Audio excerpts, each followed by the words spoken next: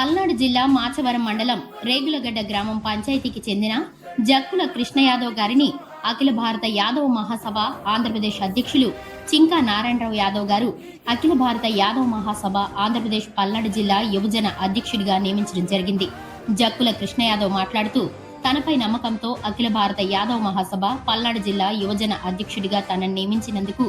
ఆంధ్రప్రదేశ్ అఖిల భారత యాదవ్ మహాసభ